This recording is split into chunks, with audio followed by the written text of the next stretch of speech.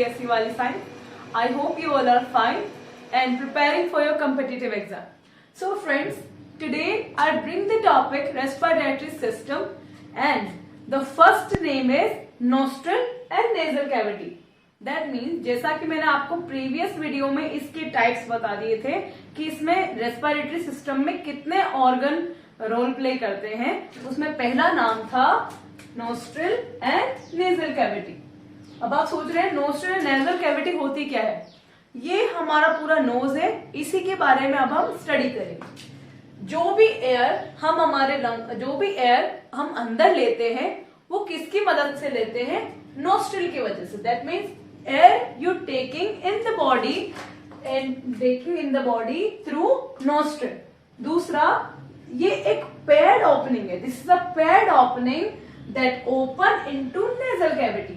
Nostril आगे जाकर nasal cavity में क्या होता है, ओपन होता है, और ये एक पेयर्ड ओपनिंग है, यानी एक जोड़ी ओपनिंग है. दूसरा, इस नेजल कैविटी को कौन सेपरेट करता है, that means it is separated by nasal cavity. कौन सी, nasal cavity. The air passes through nostril. That means जो भी एयर इन नोस्ट्रिल से पास होती है, उसको पास होने के लिए दो चीजों से गुजरना पड़ता है. पहला होता है फाइन हेयर्स एंड दूसरा म्यूकस. दैट मीन्स हमारे नोज के अंदर ये जो हेयर्स पाए जाते हैं और जो एक लिक्विडी सा पोर्शन पाया जाता है, पार्ट पाया जाता है, उसे हम क्या कहेंगे, mucus. Do you get it. इसका काम ही यहाँ पर यह है कि एयर को क्या करेगा, एयर में जो भी डस्ट है या बैक्टीरिया है उसे वही रोक देगा ताकि साफ एयर हमारे अंदर एंटर हो सके. दूसरा, olfactory epithelium lines in the nasal cavity that gives sense of smell. जो भी स्मेल का पता हम लगाते हैं कि स्मेल कैसी आ रही है, जैसे कि हम कहते हैं कि ये प्लीजेंट ऑर्डर है या फिर प्लीजेंट स्मेल है या अनप्लीजेंट स्मेल है, उसका पता लगाने का काम करती है ये olfactory epithelium. ये कहाँ पाई जाएगी, ये आपकी नोजल कैविटी के अंदर पाई जाएगी. ऑलराइट, नेक्स्ट टॉपिक है हमारा. सो फ्रेंड्स, अब हमारा नेक्स्ट टॉपिक है pharynx. That means throat. Pharynx 3 parts में डिवाइड होता है, जिसका पहला नाम है नेजोफेरेनिक्स, ओरोफेरेनिक्स एंड लेरिंगोफेरेनिक्स. ये तीनों पार्ट फेरेनिक्स को काम करने में मदद करते हैं. Now see the next function is, and this is a very important function, that this provide passage for both air and food. ये क्या करता है, एयर और फूड दोनों को एक पैसेज प्रोवाइड करता है. And so it's called the crossing centre for air and food. यानी इसे क्रॉसिंग सेंटर भी कहा जाता है. ये एक इम्पोर्टेंट नोट है फेरेनिक्स के अंदर. नेक्स्ट है the air passes through the throat into the lungs विया लैरिंक्स. अब लंग्स के अंदर जो एयर पास होगी वो किसके थ्रू होगी, लैरिंक्स के अंदर. सो फ्रेंड्स, हमारा नेक्स्ट टॉपिक है फेरेनिक्स. सॉरी फ्रेंड्स, हमारा नेक्स्ट टॉपिक है लैरिंक्स. लैरिंक्स को कहा जाता है वॉइस बॉक्स, यानी जहां से वॉइस प्रोड्यूस होती है. देखिए, लैरिंक्स जो है वो मेल और फीमेल दोनों में प्रेजेंट होता है, लेकिन दोनों में प्रेजेंट तो है, लेकिन दोनों में थोड़ा साइज डिफरेंस होता है अंटिल देयर प्यूबर्टी आने तक इसका थोड़ा साइज डिफरेंस हो जाता है. दूसरा, it grows larger and prominent in man. Okay, so hence it's called Adam's apple. ये जो मेंस है उसमें धीरे धीरे बढ़ता है और प्रोमिनेंट हो जाता है, जिसे क्या कहा जाता है, Adam's apple. The pharynx open into larynx. Pharynx किस में ओपन होगा, लैरिंक्स में, with a slit like aperture which we call glottis. Now epiglottis. Glottis से क्या बना है आगे, ग्लोटिस, जिसे मैंने क्या कहा था, the pharynx open into larynx with the help of a slit like aperture called glottis. इस ग्लोटिस को कवर करती है एपिग्लोटिस. एपिग्लोटिस क्या है, it is a flap of cartilage that covers the glottis. While swallowing food, vocal cords present produce sound. Alright, again I am repeating, glottis को cover करता है epiglottis. Epiglottis क्या होता है? एपिग्लोटिस एक ऐसी स्ट्रक्चर है जो कि फ्लैप लाइक कार्टिलेज की तरह रखती है, and that covers the glottis. While swelling vocal cords present sound.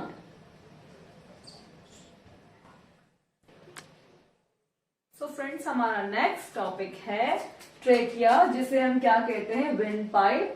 ये जानना इंपॉर्टेंट है कि इसकी क्या साइज और क्या रेडियस है। ट्रेकिया एक लॉन्ग ट्यूब होती है जिसकी लेंथ होती है 11 सेंटीमीटर और जिसकी रेडियस होती है 16 mm। इसके अंदर सी साइज के छल्ले पाए जाते हैं, जैसा कि आप डायग्राम में देख पा रहे हो कि इसकी लेंथ 11 है और रेडियस कितनी है? 16 mm।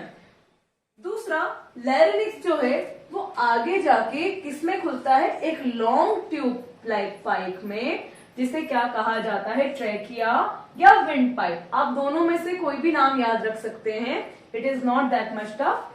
This trachea bears of rings of cartilage that support the walls of trachea।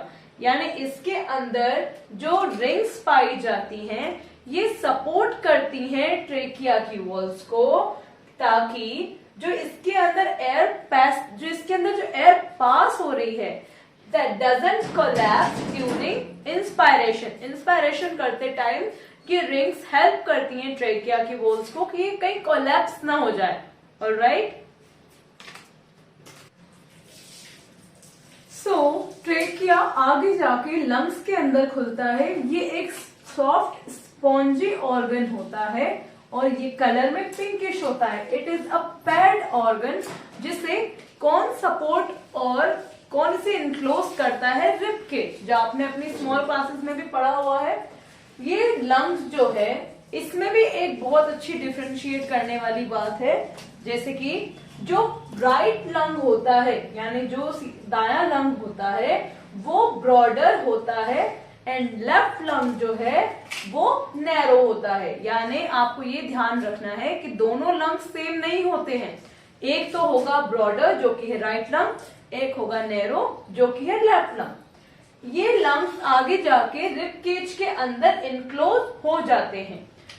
हर एक लंग, जैसे दोनों लंग्स की मैं बात कर रही हूं, every lung is surrounded with a membrane.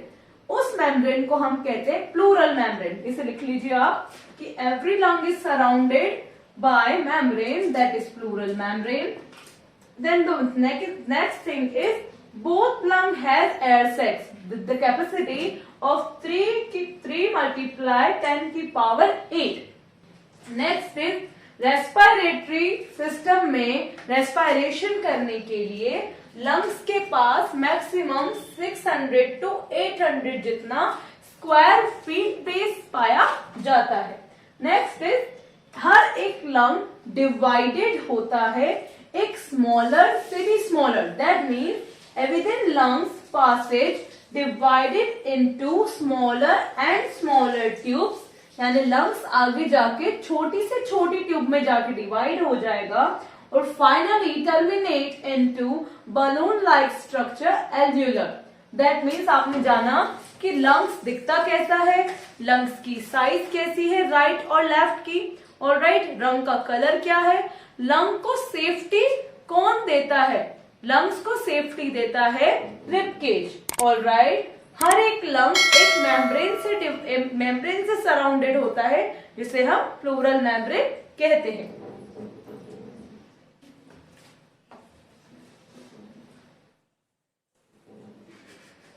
Time waste क्यों कर रही बेवकूफ। सो हमारा नेक्स्ट टॉपिक है alveoli. Alveoli provide larger surface for the gaseous exchange. That means gas exchange के लिए larger space provide कराने का काम कौन करता है? Alveoli. That alveoli walls contain an extensive network of blood vessel. यानी alveoli की walls में एक बड़ा नेटवर्क होता है ब्लड वेसल का। आप जानते हैं कि लंग्स के अंदर ऑक्सीजन का क्या होता है, ऑक्सीजन लंग्स के अंदर जो ब्लड है वो ऑक्सीजन से जुड़ता है और पूरा डबल सर्कुलेटरी सिस्टम लंग्स पर ही स्टार्ट होता है और लंग्स पर फिनिश होता है।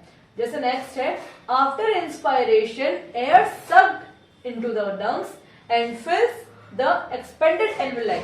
इंस्पायरेशन करने के बाद जो एयर है वो लंग्स द्वारा क्या कर ली जाती है, सक कर ली जाती है और उस एल्वेलाई को फिल कर देती है, जिसे हम एक स्मॉल रिएक्शन से समझ सकते हैं. Like our body taking oxygen, that means inhaling oxygen and taking out the carbon dioxide. तब क्या होता है, ये ऑक्सीजन किसके साथ जुड़ती है, ब्लड के साथ, और ब्लड के साथ जुड़ने के बाद कहाँ जाती है, एल्वेलाई के अंदर. आपने देखा कि ऑक्सीजन इनटेक हम करते हैं जो इसके साथ जुड़ती है, और हम जो कार्बन डाइऑक्साइड बाहर निकालते हैं. ये पूरी प्रोसेस मैंने आपको पहले भी समझाई है. अगर आपको समझ में नहीं आया हो तो आप मेरे डबल सर्कुलेटरी सिस्टम वाले टॉपिक से समझ सकते हैं, उस वीडियो से समझ सकते हैं. Lungs always contain a residual volume of air. ये कब होता है, जब ब्रीथिंग साइकिल चल रही होती है तब.